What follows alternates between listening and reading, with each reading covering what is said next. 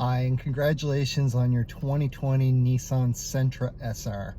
This is an absolutely stunning vehicle. It's beautiful. This is the regular SR, not the SR with the additions to it. I know that you're going to love this vehicle. It's got a ton of features on it. The new motor is amazing in it. Let's have a look at your new vehicle, see if we can refresh your memory on what you got. And if you still have any questions, please don't hesitate to get in touch with me. Let's have a look. All right, on your new SR, Nissan's done an amazing job with this redesign. We've got a beautiful 8-inch display up here. It's full touchscreen. As you can see, I've got radio there. I've got AM, FM. I'm going to go to sources up here. AM, FM satellite radio, which is free for the first 3 months. You've got USB 1 and 2, which are down below, so a Type-C port and a traditional USB port. Bluetooth and the auxiliary, which we saw was also down below. 2 other sources which are not listed because they have not yet been connected to the vehicle is Apple CarPlay and Android Auto. So if we hop back here, we see I've got all of my presets. On FM, I've got up to 12 presets. On satellite, I can hook up to 18 presets. So it makes it really easy to get whatever I want hooked up. In my settings, this is where I'm going to go to connect a phone. I'm simply going to go to settings. I'm going to hit connections. And then I'm going to add new. On my phone, I want to go into my Bluetooth settings and I'm going to look for My Sentra. Now, if you're running an Android phone and you have a lock screen on your phone, once you're done this, you need to back out to the main settings. You need to go to security. You're going to look for smartphone, and then you're going to add a trusted device, and you're going to add My Sentra as a trusted device. This way, your phone stays connected to the vehicle after your screen has locked. If you want to switch your time, because I know we experience daylight savings time, in the settings menu, just hit clock, and then you can go set clock manually, and everything is right here. Now, clearly, it is not July, and it is the 13th of May. So, in 2020, there we go. Very easy to set up, and then all I got to do is either hit the back button here or hit the back button down here. You can customize other things like your sounds, the volume for any beeps that happen. Your camera settings are right here, so everything is really easy to operate. Down below, we have our climate control. So right now, it's synced up, as we can see here, but if you turn off the sync, each side can set their own temperature for whatever they like. Once your passenger is out, simply hit the sync button and everything's going to go back to the driver's side. Now, what I do recommend to most people is find a temperature that you like and set it to auto. As the vehicle starts to warm up, which you'll see down here, your fan is going to do what it has to during cold weather. It won't start to move up until your vehicle has started to warm up. Once it does, then this bar here, it's going to adjust the fan automatically, and it's just going to raise up, and then it's going to try and get you to that temperature as fast as possible. As you get closer to it, it will drop the temperature down all on its own and then do what it has to just to maintain. The same for the source of our heat. It's going to adjust it automatically here, and it's doing so just to get you where you need to be and then maintain it. In the summer, it's going to crank up right away, but it's going to spit out cold air. And it's going to get you down to that temperature as fast as possible and then do what it has to maintain it. Now, our AC button is over here, and that will make the air a bit colder again. If you want to manually set any of these, you can adjust where your airflow is going to go here, although it has its own separate button for quick access to put it on the windshield. Our fan speed can be adjusted here. Now, if you notice, the moment I hit that, our auto goes off. The same thing if I adjust where my airflow is going to go. Right here, I've got my heated seats in the front. So, high, low, and off. I also have a heated steering wheel. So really, really nicely equipped. As I mentioned before, we have 2 USB ports here. We have a Type-C port, which Android users are going to be very familiar with, but for an iPhone user, you can get a double-ended cord. It's got a Type-C on one end and the Lightning port on the other. Type-C ports traditionally charge faster than your traditional USB ports. We've got our auxiliary port, and you also have a 12-volt power port there. Our start button has moved down to the gear shift. And you can see here the gear shift is all set up. Now, when you are in drive, pushing this button here is going to put you into sport mode. And you will notice up on the indicator here, and I'll do it right now, I'm in drive, and then if I push the button, I get a little S there. That's telling me that I'm in sport mode. Cup holders are all there. You've got nice deep storage here, inner center console. And then up top here, you've got all your controls for your lights, for your map lights and everything, and a beautiful sunroof. Next up, we're gonna check out what's around the steering wheel. All right, here at the steering wheel, you have tilt and telescopic steering. It is leather wrapped, as we mentioned, it is a heated steering wheel. I've got my Bluetooth hands-free buttons here. So this button here is going to answer a call or hang up. My voice button is going to allow me to make an outbound call. Depending on the type of phone that you have and the setup on it, you can access the voice recognition on your phone as well. So for instance, I can send a text message through my iPhone by using Siri accessing this button. You can use the Google functionality as well if you have it set up on your phone using this button. This is going to turn on my cruise control, and if I watch up top, I can see where it shows up. I also see I've got a car with 3 lines there. This is telling me that I have adaptive cruise, and I can set the distance for this right here. So I'm going to press that and drop it down to 2, and then 1, and then back up to 3. That tells me that I have adaptive cruise.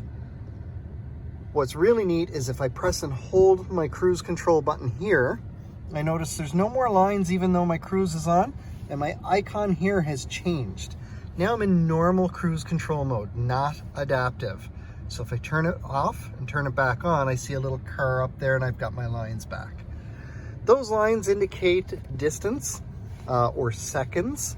For example, this is 3 seconds worth of distance depending on the speed that you're going. Or typically what it is a little bit of car length. It's not entirely car length, but it's car length plus safe distance. So if I drop it down to 1, just as an example, if I'm doing 100 kilometers an hour, 1 bar is 1 second between me and the car in front of me, or 1 car length plus safe distance, which at 100 kilometers an hour is approximately 1.5 car lengths or 2 car lengths. So all the settings for my cruise are right here. Makes it very easy to operate, easy to access what I need. Now I'm going to put this back to the main screen here because that's where we're going to start. Over here I've got my volume for my radio.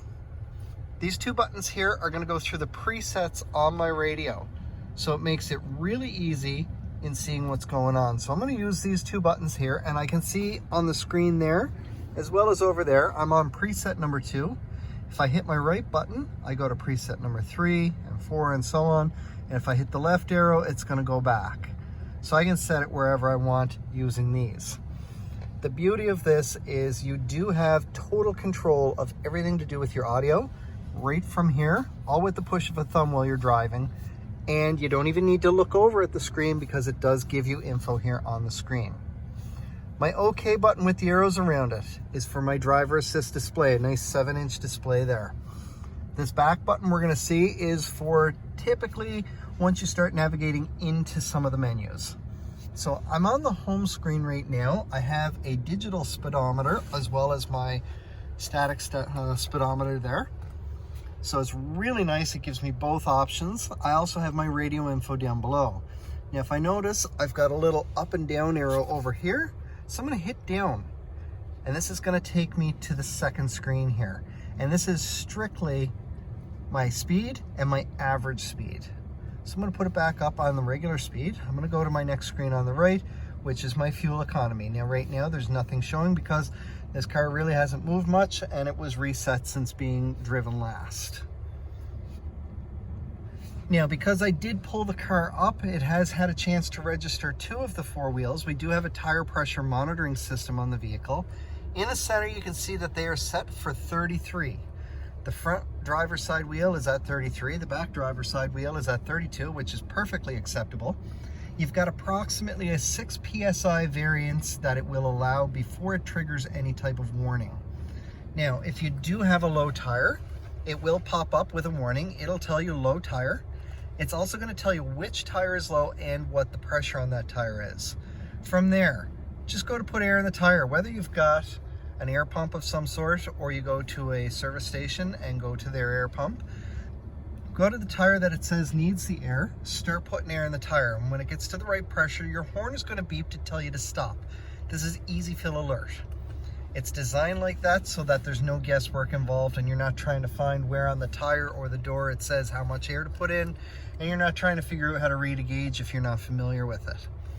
Now, there is an upper limit to that, and if you hit that upper limit, what's going to happen is after you've had it beep once, if you continue to put air in or you went to the wrong tire, you hit the upper limit and it will beep 3 times in a row when you do. Please stop putting air in. You're going to risk ruining your tire if you continue going after that. Now again, we've got our 2 little up and down arrows there.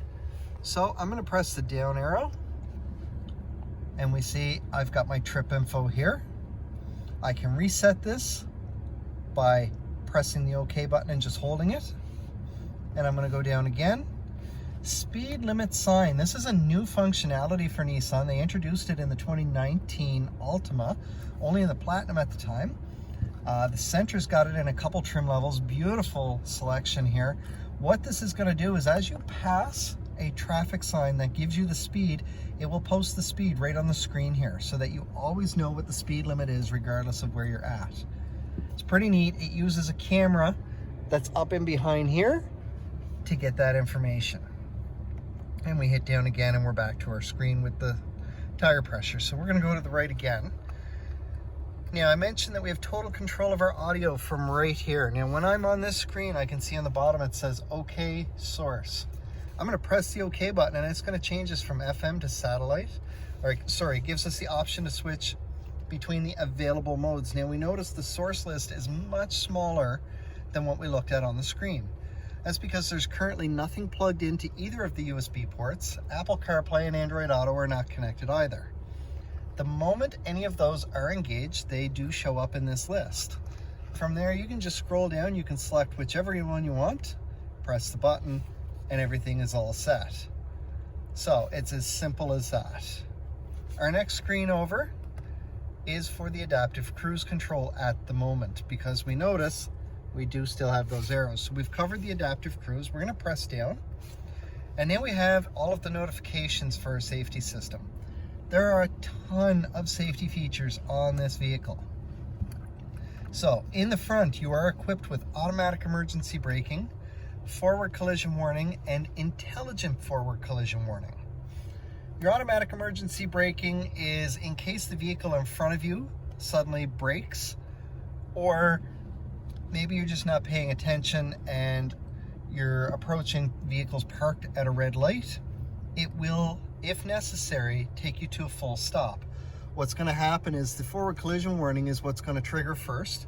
It's going to beep at you, and if you don't react fast enough, the beeping gets louder and faster, and if necessary, the automatic emergency braking kicks in and it will apply the brakes. It's going to start at about 60%, and if you're still not reacting, it will fully apply the brakes. Now, your forward collision warning does beep when you're getting close to a vehicle, and basically what that's going to do is that's going to go through, and as I mentioned, it beeps if you get too close. Now, the intelligent forward collision warning, when you're driving on the highway, it's going to read the vehicle ahead of you using that radar in the front. Now, depending on the distance of the vehicle in front of that, it will read through the first vehicle to pick up the second vehicle as well. Now, if that second vehicle ahead hits the brakes, it's going to beep at you in here inside the Sentra to let you know that there is a possibility of a collision, because the car in front of you is also at that point going to hit the brakes. So it's a pretty neat system. It's kind of an advanced warning system. You're also equipped with lane departure warning, which it will beep at you, and it will flash lines on either side of the vehicle for whichever side you're starting to drift on. That's telling you you need to get back into your own lane. We're equipped with pedestrian detection, which works the exact same way as the automatic emergency braking, but much faster.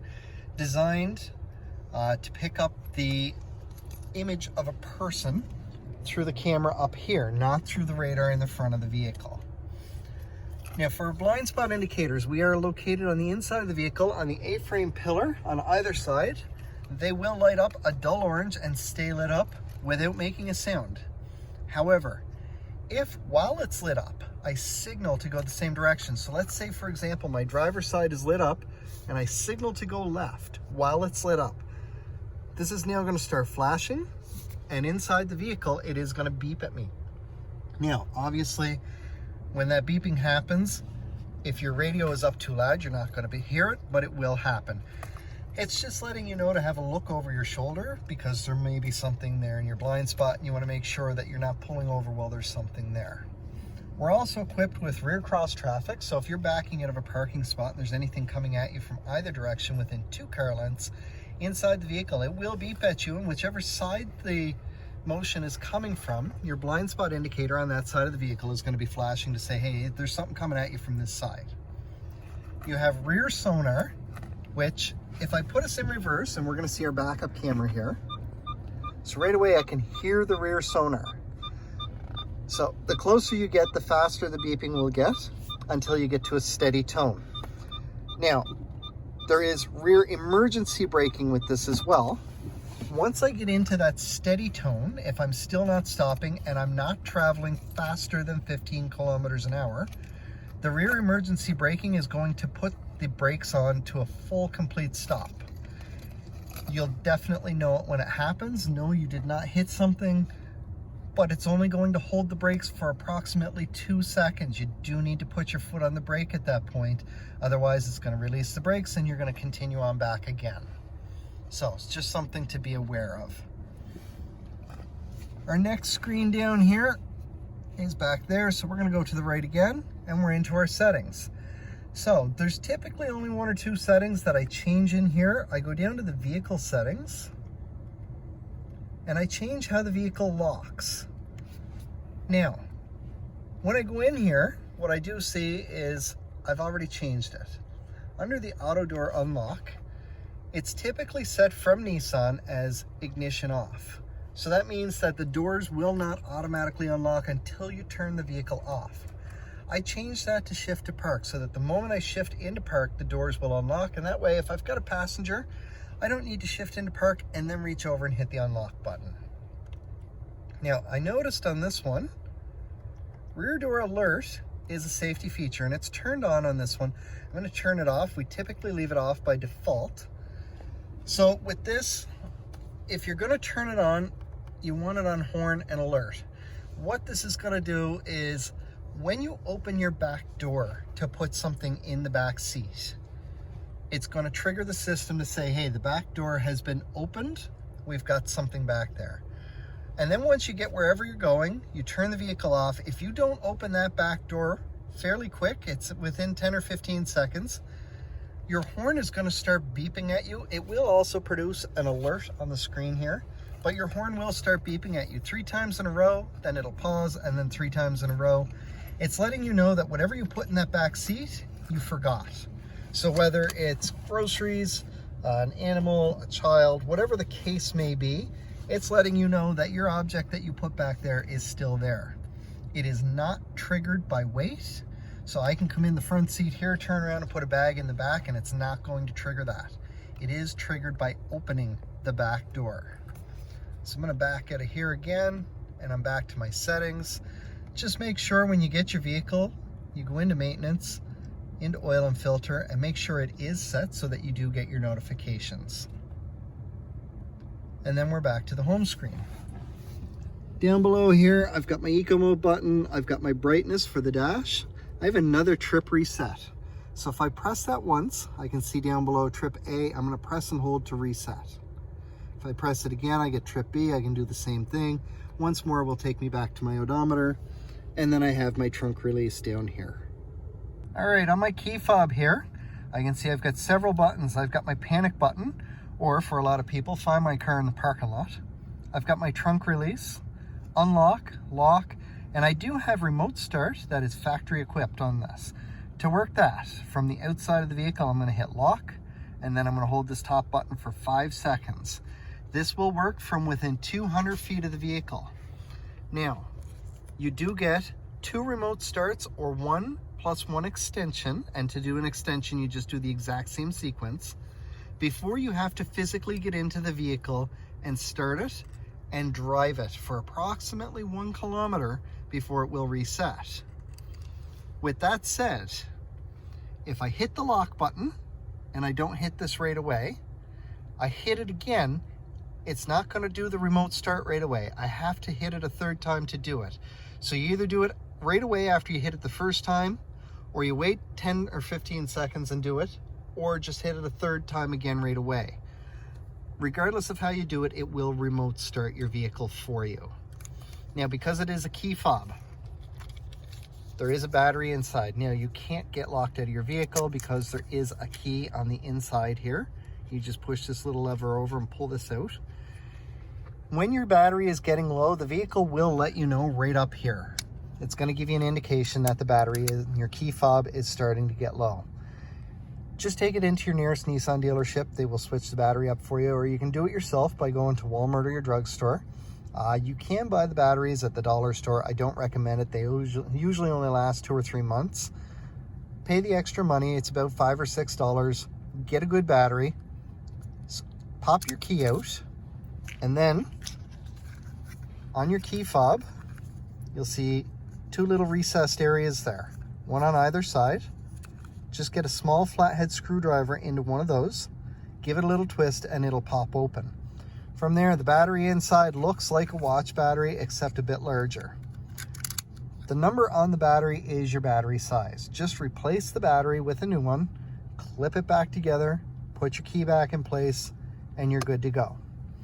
Now, as I mentioned, you can't get locked out. If your battery is completely dead, there is a key there to open the driver's side door. Once you get in, just take the key, use the Nissan emblem on the key, put it directly against the start button, and use that to push in the button when you're starting your vehicle. It will still work even if the battery's dead, but you are going to want to go get that replaced relatively quick. The one other thing I did want to mention to go with your remote start, there is an intelligent climate control system. So in the summer, if you remote start your vehicle, it's going to automatically cool it down for you. In the winter, if you remote start your vehicle, if it is 3 degrees or lower, now it is May, however, it is 3 degrees out right now, and I did remote start this. So when you remote start it, and it's 3 degrees or lower, as long as the motor is cold when you remote start, what it's going to do is it's going to start to warm up your vehicle for you.